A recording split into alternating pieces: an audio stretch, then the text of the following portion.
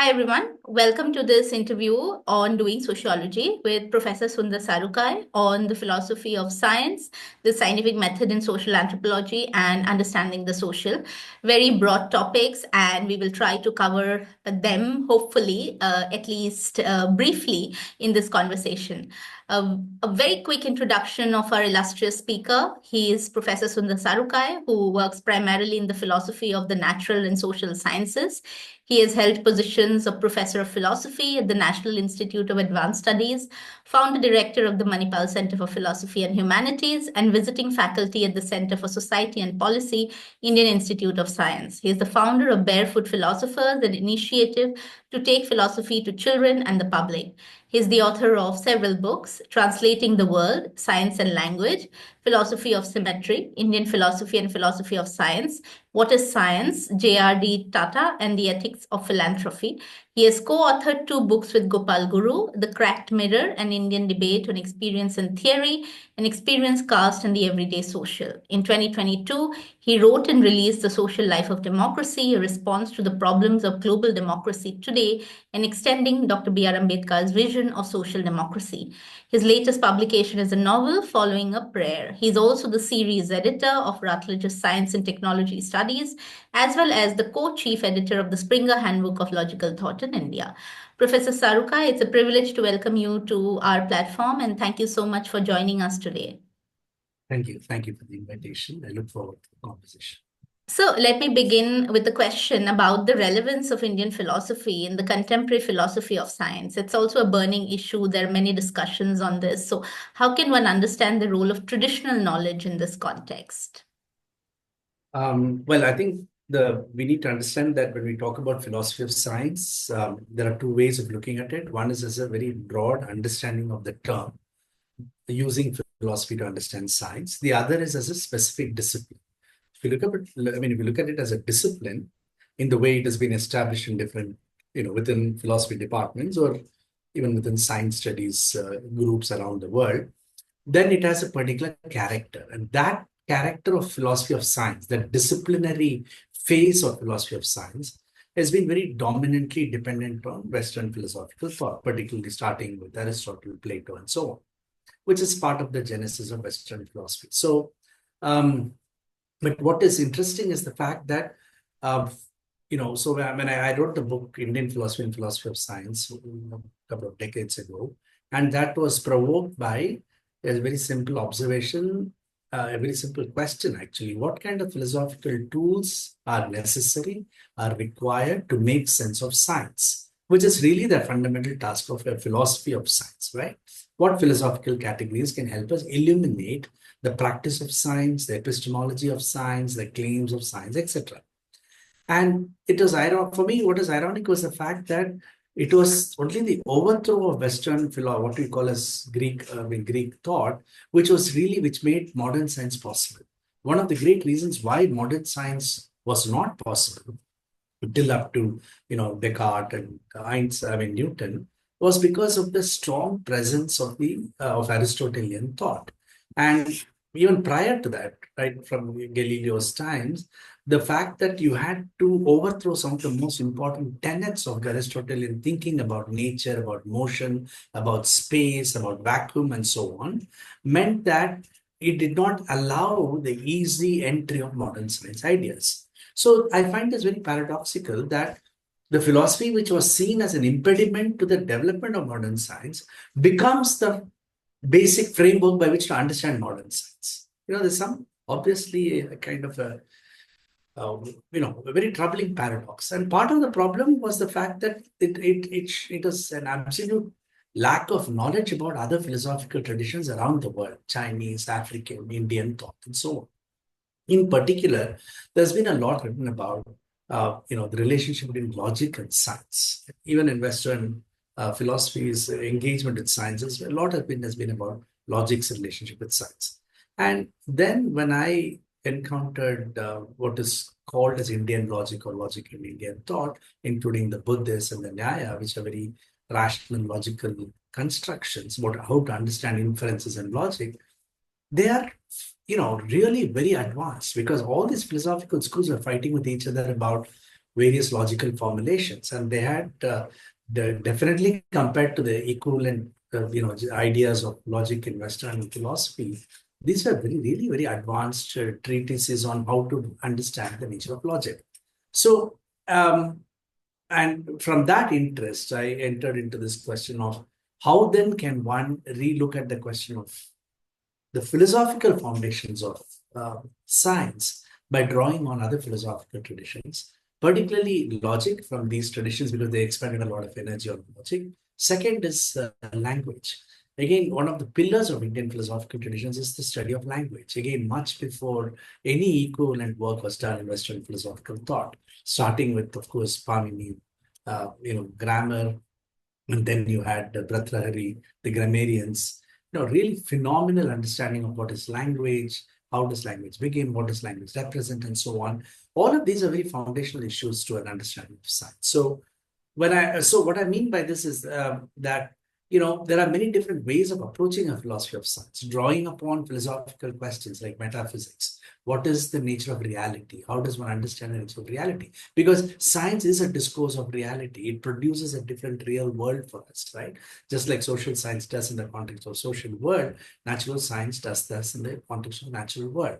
And if that is the case, then you need to ask, what kind of philosophical vocabulary and categories and worldviews which describe other philosophies, how can they help us understand the nature of modern science today? And that's largely the fundamental question. So traditional knowledge is one aspect of it, which is about particular kind of knowledge systems, what constitutes knowledge, what is validated as knowledge, and so on. But as I've always been arguing, that it's not possible to have an idea of knowledge without understanding the metaphysical basis, that is the conceptual basis, which defines what a philosophical worldview is. So the reasons why you have particular ideas of knowledge within various kinds of practices within what you would call as Indian science and mathematics are very closely related to very pragmatic empirical concerns. Once again, very different from the early Greek traditions. So for me, that again gave a very immediate connection to natural science, given its largely empirical character. That's the foundational aspect of a science. So there is a lot, and yeah, that book did give a particular kind of framework for opening up the space of, maybe trying to decolonize philosophy of science. And like many such projects, of course, nobody took it seriously. So that's the way it is. Right. Thank you. And, one question about Barefoot Philosophers, which looks like an initiative similar to doing sociology. How can it contribute to philosophy sort of becoming a living tradition or practice or more public, right? Yeah. Well, I think that also arose after, being at NIAS for many years and being a part of the research institute. But, always I was interested in this larger question of teaching philosophy, which is to me, something that's very close to my heart. And then I found that across the country, various philosophy departments were closed. There were very little support for philosophy departments. And when I was in NIAS Bangalore, even the Bangalore University philosophy department itself closed down. I mean, there's a total kind of a rejection of the idea of philosophy as a legitimate discipline within our universities. Except Delhi and Calcutta, to some extent earlier Pune and Bombay, but everywhere there was a great skepticism about the function of philosophy, and there are various reasons for it, and that's a different debate altogether. But given that I used to do these workshops for college kids here in Bangalore and so on, and for the public, and for many years I used to do it was called a course on philosophy for the social sciences and humanities, which is really my thing, which I really made me engage with PhD students from around the country, from different disciplines. Every year I used to do that for 3 to 4 weeks. It's like it was a summer school. And then I realized that perhaps, there's no point in trying to focus on philosophy departments or philosophy students, because I realized that a lot of what we call as philosophy was happening outside the philosophy departments, and that one didn't need these kind of formal philosophy departments to represent philosophy. In fact, I found, as we know across the world, in English departments, a large number of people were at least drawing upon names of these philosophers or drawing upon some kind of text from these philosophers and so on. And so also in political science. Sociology has had a, I think a very ambiguous relationship with this because social theory is very deeply dependent on philosophical ideas. But in India, of course, the trajectory of social theory and the idea of sociology and social anthropology itself has a very empirical bent. So that is a different kind of a problem. But it is not just that philosophy is being done in other departments. It is also being done in various public domains by people who are not within philosophy, within academic programs. So my question was, how do we enable this, tap into this larger interest in philosophy around the country in various kinds of segments? And by then, I'd been working with different groups, particularly a theater group in rural Karnataka called Neenasam. And in their kinds of festivals, you would see so many people who are so deeply interested in thinking about philosophy, but felt that they were not allowed entry into these academic systems, or they found these books unreadable, and so on. So the idea of Barefoot Philosophers came as a way to take philosophy out to the public. And also, I mean, there was a one component of it is just far more ambitious, which we didn't really succeed in doing, which was to engage with the political leadership and have workshops with them and discussions with them on things like ethics and so on, in order to, build a different discourse of practicing politics in India. And as I said, I mean, that didn't really happen. But what happened in a much better manner was that I shifted more into moving towards philosophy for children, which is a direct outcome of this barefoot philosophy. Because at one point I realized that the response to philosophy, the kind of problems which are happening, of a lot of unthought actions in around the society, was largely driven by the lack of a kind of philosophical temper, a kind of philosophical thinking present amongst us. And then I realized that it is so difficult to get through to these adult students about it. And then I thought, why not start early? Why not start with children? And then I decided I'm going to have a workshop philosophy for children. And that was a great turning point for us in barefoot philosophy, because when I did that, I really didn't expect that too many children would land up, and why would they come to philosophy with the parents would send them and so on. But then we had such a great response to it, and I've been continuing that in different parts of the country now in different languages. And I think what it has done is it has allowed me to understand philosophy a bit better. And also, it has given me enough energy to say that, well, one should try to continue to do this. The idea of bringing academic discipline into the public domain, like you're doing with sociology, which is so important because, I mean, everybody has opinion on sociology, right? They may not call it sociology, but they know about society, about it's like everybody has opinion on politics. Everybody has opinion on philosophy too. I mean, they don't have an opinion on quantum physics and gravity theory, and that's the problem. That's why we all struggle, because if we make it specialized, they call us jargon filled, because they feel they have a right to know about society and philosophy and politics, and that only academicians need not claim that right. Whereas with mathematics and physics and biology, perhaps they can get away with it. But the point is for me to say, well, I can't fight that fight, and it's too much of a thing, and I've tried it for a long time. But with children, I think it changed the game, because then it became about the children themselves articulating this, wanting to study these kinds of questions and thinking about it, and so on. So that's, as I said, I did quite a few workshops that I found that it's how much more can one do. So I wrote this book called Philosophy of Science, which is now in, Philosophy for Children, which is now in different languages. So we have introduced it in some schools. Different, I just heard a few months ago, government of Rajasthan bought 15,000 books from all its schools of the Hindi version of Philosophy for Children. So, the hope is that that kind of a public understanding of philosophy begins much earlier. And to me, if you look at philosophy for children, you would see it's really not about what philosophers said. And I think that's a kind of a fetishization in philosophy departments, that they've reduced a lot of philosophy to what philosophers have said. But rather, for me, the focus, especially with children as young as 10 years old, is to get them to think philosophically, to be able to ask those questions and try to understand why would people even ask those questions. I mean, why would I ask an absurd question like, does the chair in front of me really exist or not? To be able to, in fact, it's for adults, it may be more absurd than children. And children, I thought, were far more, easily relatable to various kinds of philosophical questions.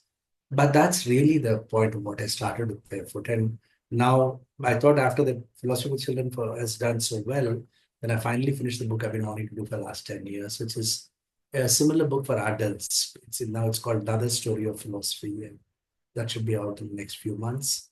And that's a really, for me, bringing philosophy to the public in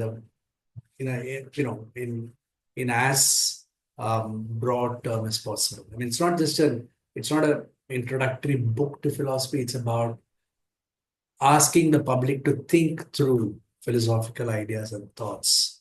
And so just as what Philosophy for Children tried to do for children, this book, Another Story for Philosophy, will hopefully do this for a larger readership in the country. So I think if I've working with institutions and trying to change universities is extremely difficult. And I think in India, it's not going to work. So I want to take this path through the public, and let's, maybe something more meaningful can come out of that. Right. It does sound completely relatable. Yeah. Okay, so coming to the other part of our conversation about method, I want to ask you about what is a method and can the method itself be an object of inquiry? It also has a sub question in terms of how can we think about the scientific method in social anthropology?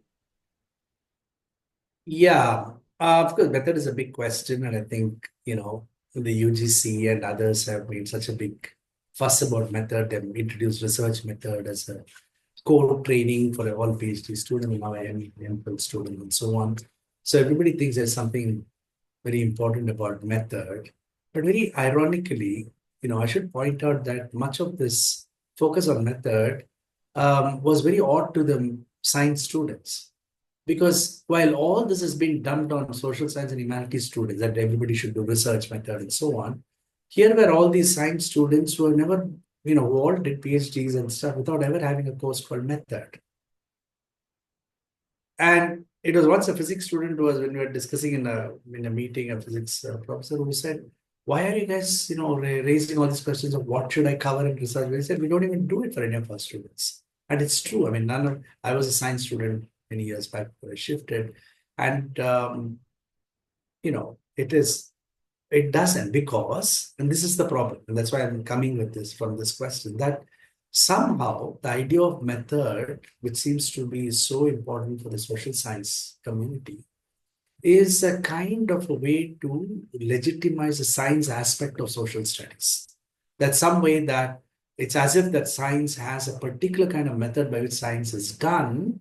And then if you think you want to do a kind of a scientific study of society, you're going to use a particular method. So in principle, of course, this is something which in all my teaching, I use quite a bit. I use a framework of disciplines first to make students understand how disciplines differ from each other and how they're similar to each other in some sense. And one model which I really find very useful, which the students also find very useful to understand, is to say that, well, all disciplines have various components. One is the objects of interest, what kind of things they're interested in studying.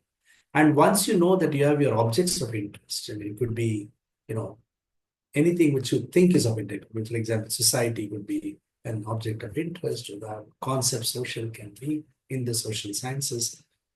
But then once you define and produce that object of interest, then you need a method to study that object, and that depends on the nature of the object. And so, in a sense, very fundamentally, how we understand method in this context is just as a way to do something with the kind of objects we produce in various disciplines, disciplinary objects. In the context of science, of course, that the idea, and particularly in the context of the social science, the idea that science produces its particular knowledge through a series of methods is actually something which comes much later in this, in our understanding of science and in the practice of science, and through certain kinds of concerns in philosophy of science. In particular, the relationship between, I mean, I do think there are some very foundational issues which I think are central to the question of method, particularly for anything which calls itself an empirical science, which is social sciences and the natural sciences, which is the relationship between empirical observations and something called theory. And theory here is not a very specific kind of an object. I would, if you want an idea of proto-theory, I could even start with description. So I have an empirical, I mean, some empirical word, let's call these as facts, social facts, natural facts, whatever. And then you have a description of it. And the description is your first proto-theoretical step. You're already doing theory in that particular act because you're using language to represent the world, and you're using concepts and language to represent what you think are facts, right?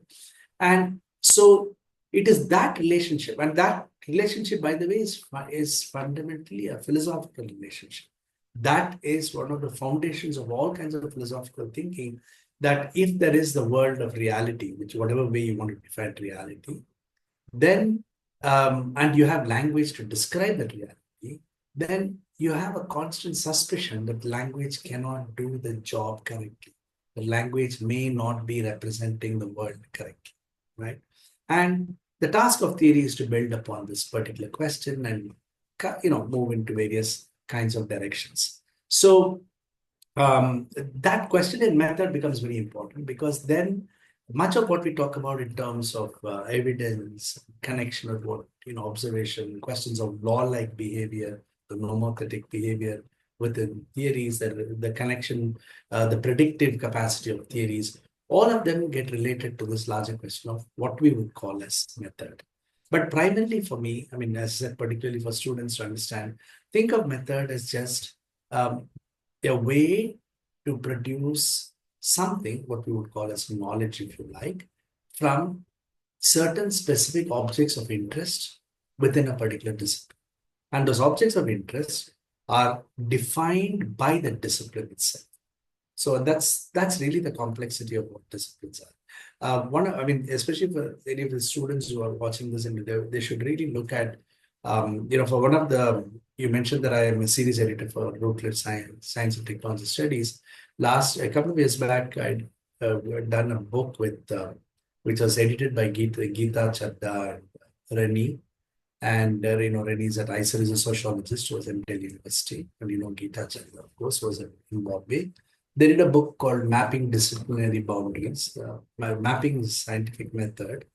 It was about looking at the idea of method in different disciplines, from sociology, political science, philosophy, linguistics, literature, and so on. I think it's a very interesting book, very comprehensive, gives you a very good idea of how different people from different disciplines, including the sciences, mathematics, all the social sciences and humanities, have really looked at what is special to method in each of the disciplines.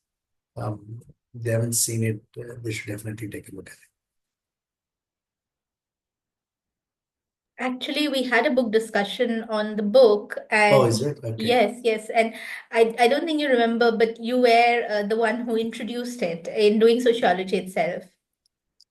Oh, in doing sociology, you did it? Yes. I'll Oh, share the link with you once. I'm Yeah, sorry. Okay. I this is see. done. And no problem Yeah. at all. Uh, It was a very brief introduction, so maybe you don't remember, but we, okay. did have We it. did it online, is it? Yes. Okay, because I've done an introduction book in other places, Right. not online, but yeah, so I'm sorry. No, that's completely okay. Yeah. But our listeners and viewers should definitely check that book out, and also the Yeah. discussion. Professor Sarukkai, so another question about, what lived experience is and what is the relation between lived experience and theories. This is also something which has become a burning topic in social Mm. sciences. Who has Yeah. the right to theorize in social sciences? Yeah. This is a very interesting. I mean, it's now a 20-year-old question that started with Gopal Guru. And when he wrote this piece in EPW on who has the, largely pointing out that, the people, social scientists and people have been writing about Dalit issues in Indian social science have not been Dalits themselves. And there is a very imbalanced representation of Dalit experiences by those who are, let's say, primarily forward caste and so on. So there was he raised this larger question of what is it to do theory, and as I'm sure you're well aware of this, he coined this phrase, empirical Shudras and theoretical Brahmins, to capture this tension between experience and theorizing about an experience. And so to me, when I encountered it, I was interested in this larger question, of course, but I also saw it as a very important question in earlier philosophical discussions. And so when I tried to make sense of what, how to justify Gopal's point that what is this connection? Just because I have an experience, why should I have the right to talk about it, or whether I should not have the right to talk about it? I mean, what is this relationship at all? And if you look at traditional approach to the question of theory, the idea of experience has always been kept outside theory. In fact, much of the idea of theory itself arises from a deep suspicion of experience. And that's why, science does not have questions. The experiential domain has no place in scientific epistemology or scientific discourse. There is really the invocation of experience is a red flag for science, because experience is subjective, it's related to the individual, it may be related to various other aspects of the individual, and the aim of science is to produce knowledge which is independent of humans. And that is the definition of the objective, right? The definition of the real is not that, it is something independent of the way I see it, the way I describe it, the way I understand it. It has to be something outside human interests in the broadest sense of the term. And therefore, the suspicion was experience, which comes from Plato onwards in the Western tradition, becomes deeply rooted within the practice of science and scientific method and scientific epistemology. And therefore, when social science tries to mimic natural science to some extent, it seems to have unfortunately borrowed this particular problem of experience within the idea of social theory itself. So, larger question of what does it mean to construct theory? Does it have to go beyond experience? How does one deal with the human in this, etc.? Are extremely important foundational questions to any domain of any subject which wants to study humans. But their understanding of theory, since it was modeled on a particular idea of theory which comes from natural sciences, is flawed because of the way science understood theory. And for science, natural science, it was okay to do it because it was trying to give us a theory of the natural world, of inanimate objects. And the struggles within the social sciences and social theory in incorporating the human, but yet producing a theoretical imagination is something which I'm sure all sociology students know, and the way it influences the development of what we consider theory. So when Gopal was asking this question, in a sense, to a large number of people, it was like, well, we don't have to have experienced something in order to theorize about it. In fact, given a lot of social theory also has a long heritage of colonialism and racism to it, right? I mean, there is a history of it in the production of what we call a social theory. There's a lovely piece in one of the Journal of Sociology in the US about this, about the the very idea of how social theory has been so much imbued with colonial tropes in the construction of what we call as theory. So, so what I'm saying is that, therefore, for the colonial, the theorist, the person who had the ability to theorize, whether it was the Germans who theorized about caste system or about religion in India, whether it's Weber, and then, of course, the French like Durkheim, Dumont, and others, who really thought they understood other societies by not even having participated in it, by not even having experienced what it means to be part of those communities and those practices.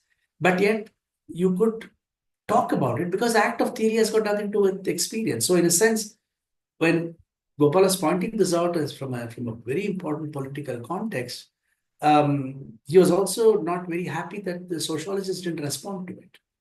And so my response came much later, and I had by accident. I looked at it somewhere and I wrote about it. And I'm not from the sociology department. So it was still a kind of a disappointment for him that the kind of question he was posing to the sociology community, they didn't, try and respond and engage in a conversation with that. But that was good for me because then it allowed us to produce the work that we did. So the question here, therefore, then, so I went back to a very simple question. Then what should experience have to do with theory? Now, the reason why experience as a category is not important in the natural sciences is because as a theorist, I am producing theories about the natural world, about natural phenomena. And natural phenomena, and I don't have to have an experience of the natural phenomena. I don't even have a category called experience of the natural phenomena. The earth is not having an experience of going around the sun, but I, as a theorist, can actually theorize about the way the earth is going around the sun.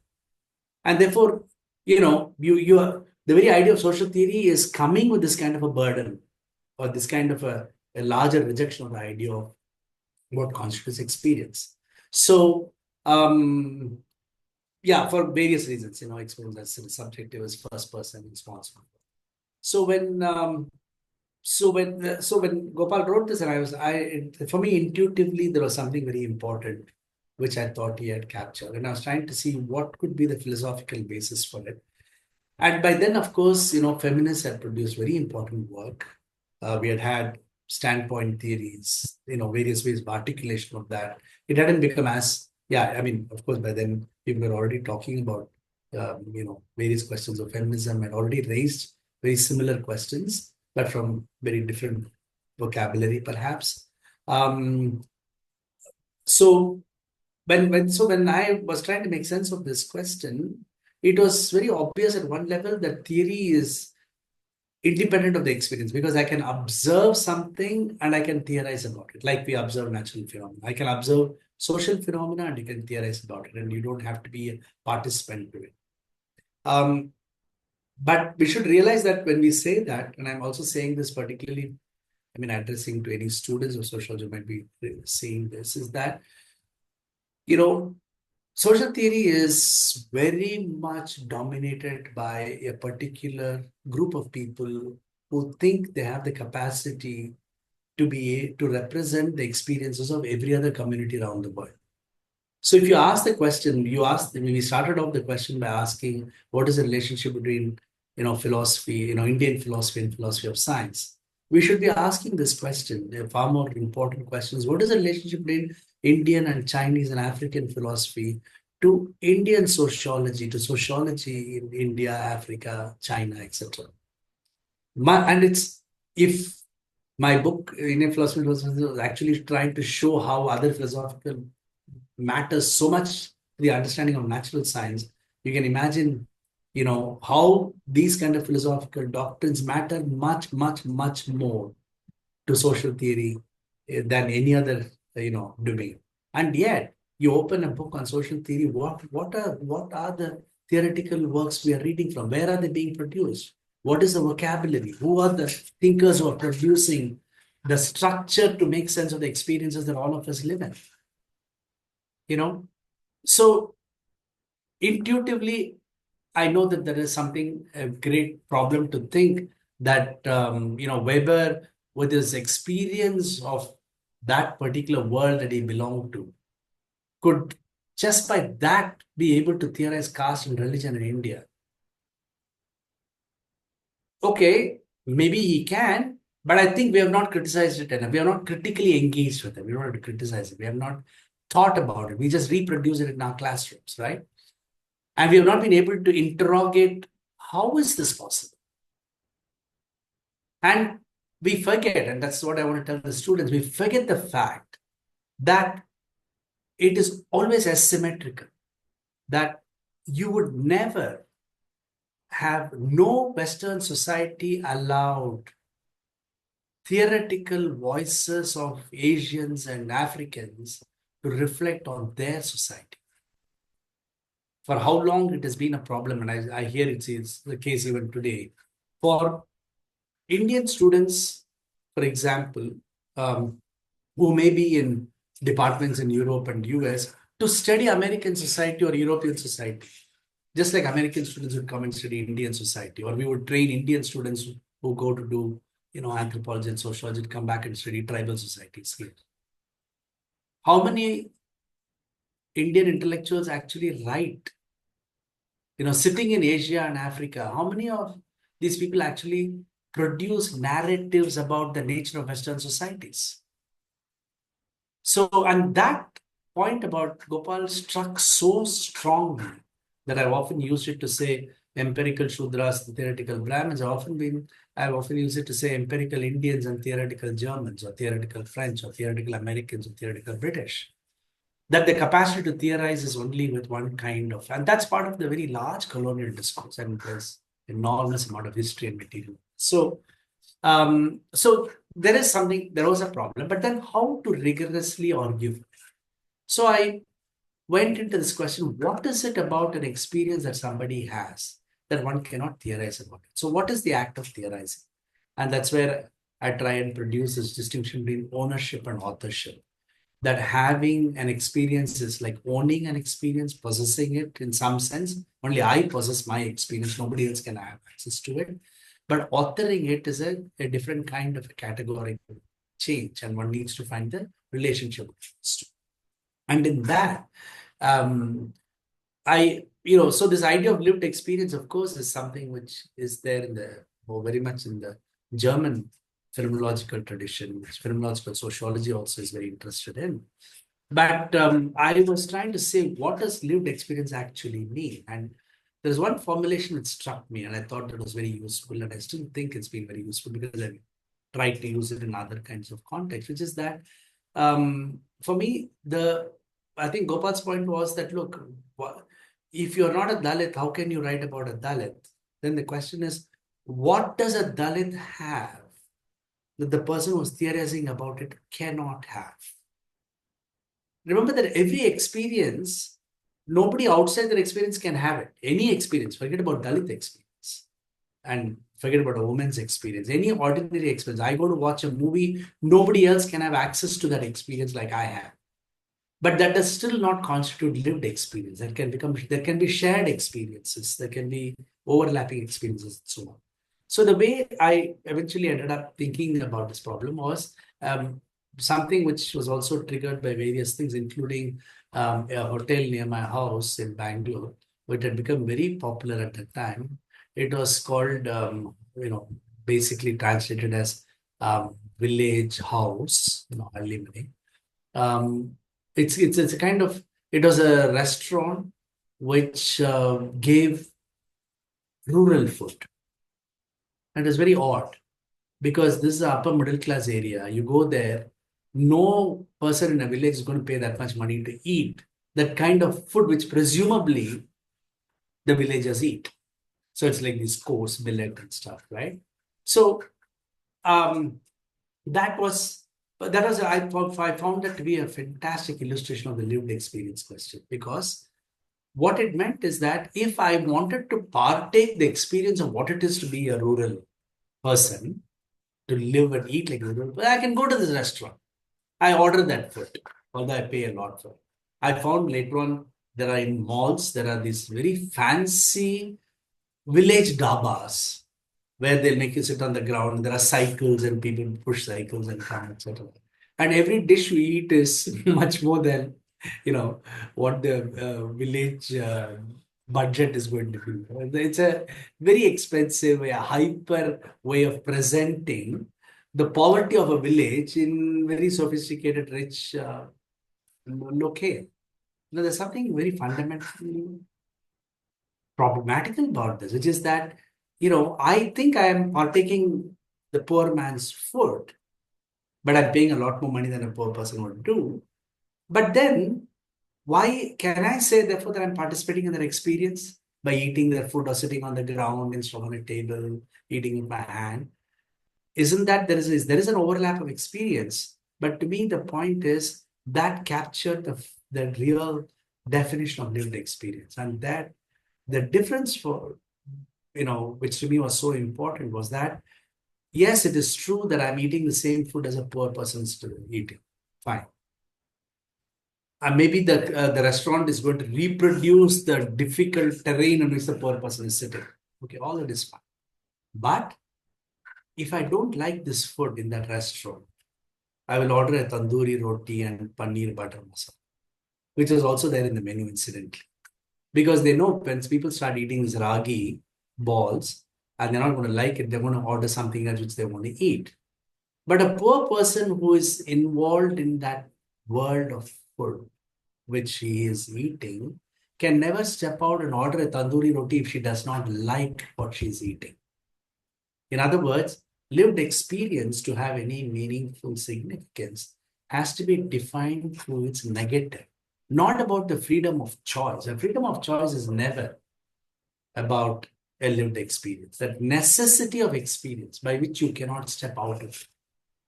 That constitutes the idea of lived experience. And to me, therefore, that gave a fantastic ground for the uniqueness of theory and linking theory to experience. And that, again, led to a crack mirror. So, I mean, that's a start of the debate on re-looking at the questions of theory. I think one of the very important consequences of that and why it led to the crack mirror was the fact that we began to look at theory not purely as an epistemological term. So what I mean by that is that people tend to look at theory as if it is making some statement about what is true and what is not, what kind of knowledge one can have. But I think the debate which Gopal started and my response in lived experience really pushed us into looking at the binary of one, the politics of experience, that experience is never given in itself, that it is always modified and refracted based on various political questions. And therefore, every experience is always politically, mediated in some sense. And along with the political experience, what you had was an ethics of theory. And I mean, to us, I think that is the most important, larger questions the book raises, which is about the fact that you cannot continue to act as if theory is purely a cognitive act, something which, you really ask, what does a theory do? A theory unifies phenomena. It gives explanatory structures. It describes phenomena through various conceptual schemas and so on.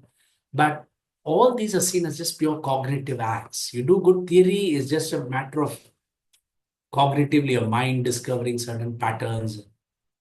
You're very intelligent and clever and you've shown this theory. But really, that's really, I think, the worst lesson we have taken from theory in the natural sciences.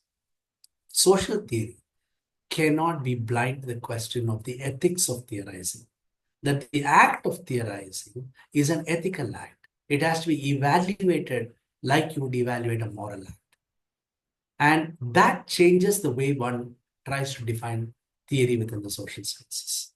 And that's really, I think, the crux of what came out of this debate and why moving back to the question of lived experience. And so it's not that, so rather than just saying whether Weber and others had, or in Gopal's context, whether, Indians, social scientists who did not belong to certain kind of communities had the freedom to write about it or were clever enough to write about that.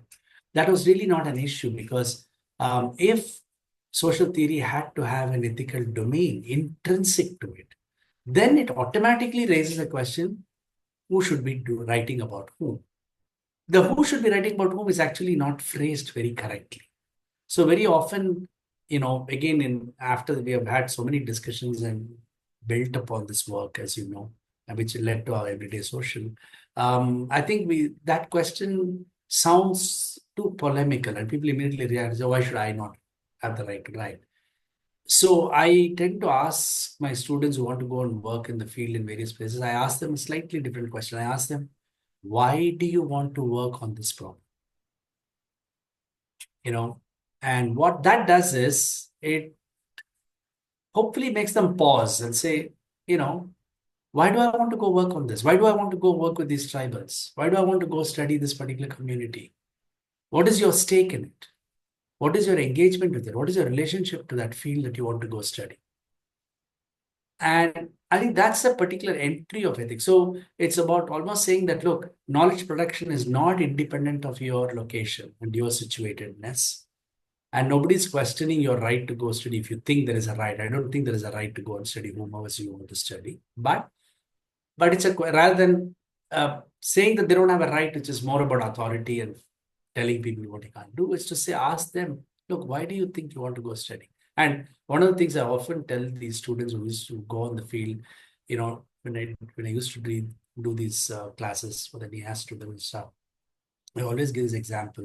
I said, as an anthropologist, if I was an anthropologist student, I would have loved to have studied Shah Rukh Khan and how rich Hindi actors live. I want to go live in their house for a year, eat their food, follow them, write about them, you know, because you think you have a right, you go, because they come back, they go to some village and they stay with some communities and say, oh, they were so good to us, we lived with them, they asked us to stay, and we did this, etc. So I tell them, look, you ask yourself this question. You can't even enter into Shah Rukh Khan's road. Forget about staying in his house and writing about them. Who do you think we really have the capacity to write about? And who allows you entry into their world for you to write about? And what context? What is that ethical relationship between the two of you that is intrinsic to the very act of theorizing with them? And how do you think about it before you go and do it? I thought that exercise was always very, very useful as students. It made us raise various questions about what is theory and what is morality and theorizing. Right. Thank you for the very interesting response. A last question. How does one experience the social, and do you think science plays a role in constructing that? Science in what sense? Let's say association to science, scientific institutions, scientific processes. In experiencing the social, is it? Yes. Okay. I'm not too clear with the science part, but I mean, just as an extension to the social, I think, after a cracked mirror, just give a context to this question, perhaps, from my perspective, why I should probably talk about it is that, so we had, Gopal and we had a lot of very interesting discussions in various places and so on, particularly with a lot of students and also with various other communities. And one of the things we discovered was that, the way caste was understood in India was very an amoebic entity. When one would say that we want to get rid of caste in cities, it is not there, and all kinds of these claims which would happen, but it would pop up in very different ways. It's amoebic in the sense it's shape shifting. You think you have eradicated it here, it pops up in some other way, in some other location, different manifestations of it. So the larger question was this larger project about eradication of caste and this annihilation of caste. I don't know what that possibility actually means within the Indian context, but I think we were very interested in what makes caste persist in this form, even though there are various kinds of things which we know is wrong with it, particularly with untouchability and so on. What is it that allows this as a social phenomenon to continue? So I think what happened is that from looking at that particular caste question, like we did in Crack Mirror, we started moving towards the larger question of the social, because it was within the dynamics of the concept of the social that one can understand the caste question first, because caste is a particular social process. And within that, so many of the problems about caste are reflected in the larger kinds of problems about how we understand the social, or the difficulty in understanding the social.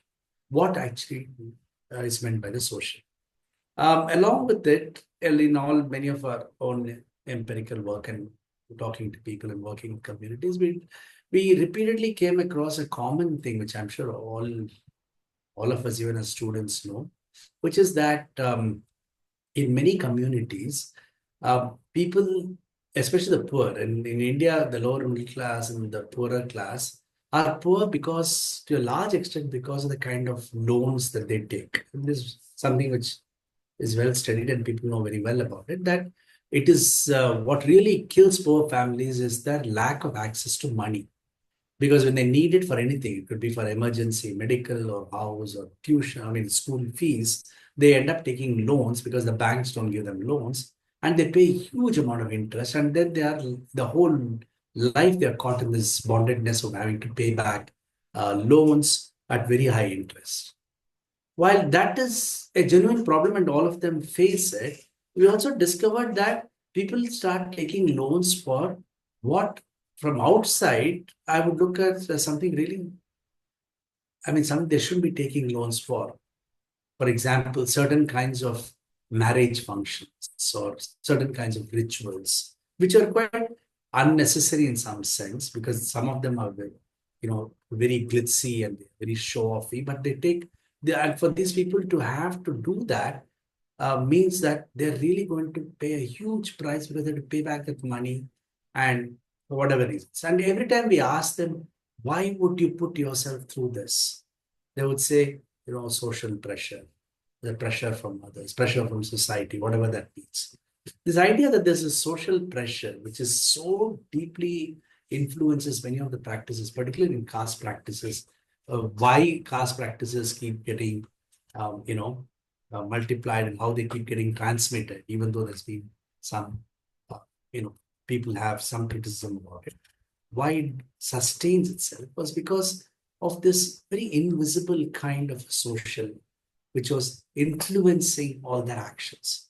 So we went back to asking what kind of an authority is really present such that it allows you to keep the structures of caste as they are, even though right from the level of state and judiciary and the executive have had various kinds of pushback against it, the constitution or the executive or the judiciary. What is the social that can oppose all of that and hidden? Nobody knows who the social is, what the social is, what does it act? So an important part of theorizing for us went back to this question of theorizing first, what is the social? And that's why in our book, which we call Experience, Caste and Everyday Social, I think the first introduction chapter, the major chapter there is conceptualizing the social, which is about looking at the way the concept of social has been thought of in sociology earlier, and then how does one think about it now, whether it's really necessary, whether it's something called the social is even there, or is this kind of a mysterious ghost which is we use just for our own rhetorical purposes, but there is something called the social. So because historically within sociology too, there's this great suspicion about the idea of the social. Although society is, becomes a term which is used, but still the idea of the social becomes a very problematic point. But there are various pointers, so we build upon it, etc., etc. And for us, I think the most important point about the social that we understood was that fact that the social is produced not because somebody just alone teaches us about the social in various ways.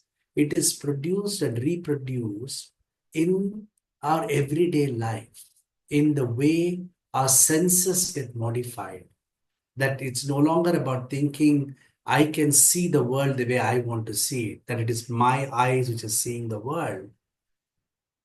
The influence of the way the social enters into us is by modifying my eyes to become the eyes of others.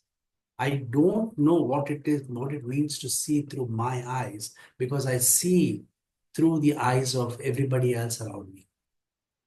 And that to us is a very powerful way of really looking at this. So the chapter there on sensing the social is really about showing how so much of the social processes in Indian society all exemplify what we call as sensing the social or social touch, social seeing, social hearing. That even what we think are individual senses are actually senses of the social. And therefore, it is through our everyday world of experiencing, not just of getting brainwashed. So it's not the internalization, it's not about socialization where you're taught and, all those kind of practice. Here it is just the way of living by yourself in a social world that produces how it converts us into completely social beings. And through that, we try and recover what does the idea of social mean. And uh, one of the things which has been very often the obstacle to the idea of the social is the idea of the mind and the idea of the mind in the individual. That what really differentiates each individual from others, why each of us are not parts of a social bit, is because we have something called individual mind, individual intentionality, right? And but then for many years now, there's been enormously interesting work on the idea of social minds, on the idea that the mind, which is seemingly individuated to an individual, is not individuated in that manner, but that mind fundamentally functions as representations of social meaning and so on. So um, that is also part of the larger argument in this book. So yeah, I think those discussions on the idea of, and then social authority. So we actually have, I think, a very interesting answer to this question of what is this authority, this hidden authority of social pressure, Why should people who think certain caste practices are still wrong will continue to do it, saying, no, no, I have to do it. It's social pressure of some invisible people sitting and manipulating you. And then we actually, when we looked at that, and that's in the chapter on, I think, the authority of the social, we discovered something very interesting that, it's something which, theoretically, that's the only connection to science I can make. So I'll just make that. Theoretically, that the way in which nature is endowed with authority in the sciences, it is in the same way that the social gets endowed with authority in the social sciences. What I mean by that is, for natural sciences, they depend upon the belief that there are natural laws, that laws of nature are, in fact, for physics, laws of nature are the holy grail. They are the most important structures of nature. And laws of nature are like Newton's laws of gravity, you know, Coulomb's law of attraction, and so on. All of these are rules by which objects behave with each other in nature. And laws of nature are these kinds of rules which makes all objects behave with each other in a particular manner. But then the interesting question is, who produces those laws and who governs those laws? For somebody like Descartes, who invokes this particular idea in a context, for him, there are laws of nature operate in this particular form, but if fundamentally laws of nature are derived from the divine. And, it's a very theological thing for almost all of that Western philosophical tradition, right up to Newton too. So God plays a very important role in producing laws of nature. Okay, and laws of society were seen to be very different because laws of society were produced by, let's say, the kings or the queens, and then later on by the state and so on. But the social, the law authority of the social, this hidden, invisible social, is exactly like that authority of the natural. That there is a natural order to the world. And that's something which is fundamental to all, so many philosophical traditions across the world, but particularly in the modern scientific tradition. That there is an order inherent to the natural world, which are represented by laws of nature. The order inherent to the social world, represented by the authority of the social, is actually possible because at least in our analysis, it mimics the authority of the natural. What I mean by authority of the natural, and I will go further into this, just a very brief point here is to point out that if objects have to obey laws of nature, you could ask why, who is making them obey that? What is that author? Who is that nature sitting behind and saying two objects should attract each other only in this particular manner? How do we make sense of it? So that the way in which nature operates is as invisible and as non-agential. That's the term we use. A non-agential authority, it is not an authority whom you can point out and say, oh, you are doing this, I can question you about this rule. With nature and natural laws, it is non-agential. You don't know who is doing this. You don't know who is actually producing this kind of stuff, making these objects behave in this particular manner. In the same way, in the case of social authority, the idea of the social is seemingly making people perform acts which is so inimical to them, which is so, they pay a huge price for producing those ads, like taking huge loans for doing something. But you don't have a particular person in society to say, you are the cause for it. You are the one making me do this. And there are a lot of these very interesting parallels. So, yeah, I think maybe part of the larger question is, you know, maybe as a concluding point in that is that um, the social sciences has to discover. I mean, the question of sciences and social sciences, I mean, a lot have been written about and talked about. But I do think we have not sufficiently critically engaged with science. We take for granted what science is. So, on the one hand, it is to say, studying humans and social formations like natural formations is wrong because, social beings are autonomous, whatever else you want to talk about social beings. But um, I mean, there is more than that. Along with this problem of the difference between natural and social, we should also be focusing on the fact that science itself is a social process. Science itself is a social institution. And science itself can be understood only through a sociological analysis. And if sociologists do not take science as an object of their study more seriously, and not get away from it thinking, I don't understand science and scientific truths, they are all great theories of relativity and quantum theory. That's really wonderful, but sociologists, what can we do? It's only some scientists have produced that. Then we are really, I think all of social science is doomed to repeat the same mistakes. We can try and break off a few, outliers, subdisciplines, maybe, but at its core, this is going to be a fundamental problem. So, in other words, I think social science can really become a meaningful science only when it is able to bring the sociology of science and therefore science studies into sociology. That mixture has to be fundamental because science is a social institution. It is a social process. And the knowledge it produces is also the same kind as other knowledge productions of social communities.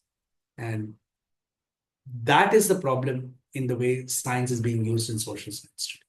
It's a very naive understanding of science, which social scientists are not critiquing enough for whatever reason. And therefore, that is influencing, I think, not in a very good way, influencing what can be studied under the idea of social sciences, what social theory is, what social theory can be, and so.